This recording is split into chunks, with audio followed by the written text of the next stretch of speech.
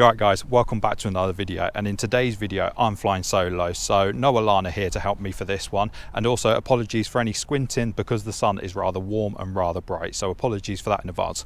Moving on, I'm going to talk about our Land Rover Freelander 2 and our rust patch in the back door on the wheel arch, or should I say what was our rust patch. You see, this has been a job that we've been putting off for ages and ages, never getting round to do it because ultimately it doesn't affect the performance of the car, doesn't affect how you use it or the drivability, so what's the point in spending money out to actually get it fixed? It doesn't affect anything.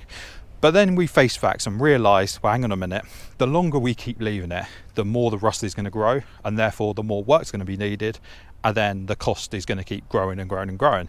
So we finally decided to hit the job head on and finally get it tackled. If you've been subscribed to us, you'll know that not too long back we released a video of what to service when on a Freelander 2. I'll leave the thumbnail on screen, just up here or up there, somewhere on the screen. I'll also leave a link in the description. If you haven't seen it, go and watch that, but go and watch it after this one. Watch this one, then go and watch that one. Thank you very much. Anyway, in that video, we did a section about the body shell of a Freelander 2. And then we opened up the back door of our Freelander 2 and showed you our patch of rust. And Alana aptly named Patchy, so I'm going to play that clip in now. I'm going to open up this door. I'll get Alana to point at our little patch down there. You will see our mate Patchy. Our mate Rusty. No, he's called Patchy. Oh, Patchy. As you can see, I'll shut that door so we don't see that too much more. Let's forget about that again. Exactly. As you can see, Patchy is no more. Patchy has gone, and that's all credit to MuddyMods. They're located just north of Nottingham in a place called Hucknall. You see, we left the car with them, so unfortunately I wasn't able to get any footage of the work being done, but thankfully Warren was nice enough that while he was carrying out this job, he also got a few pictures and a couple of video clips, so thank you very much for that, Warren. So I'm going to talk through them now, but the one thing I will make a note of is the fact that these are my words, not his, and I'm not a trained welder or garage mechanic, so some of the bits might be a bit wavy on how I explain it. But anyway, first off, Warren got the car on the ramp, he removed the rock sliders, and then marked up and cut away the rusted section.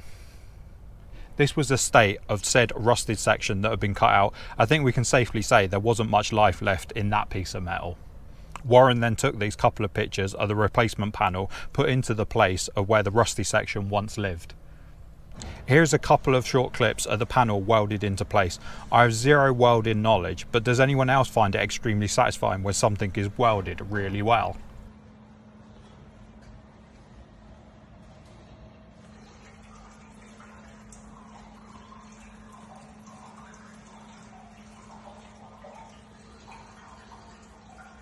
Lastly, here are the last couple of pictures of the rear arch painted and then lacquered. As you can now see, if it wasn't for making this video and also this tape line here that will no doubt wash out when we come to washing the car next, you probably wouldn't have a clue there was ever a rusty patch here. And to use a corny line, and I apologise for it, but it's literally as good as new again. To get this video wrapped, because I'm baking under this hot sun and so's the GoPro, firstly I want to say a massive thank you to Warren at MuddyMods for doing such a high quality job on our car, much appreciated.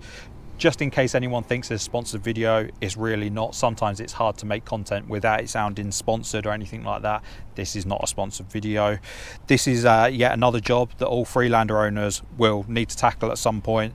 So for anyone in our position that don't know how to weld or don't have the equipment, or has the equipment and knows how to weld but just don't want to do it themselves, here's a company that will do a proper job for you.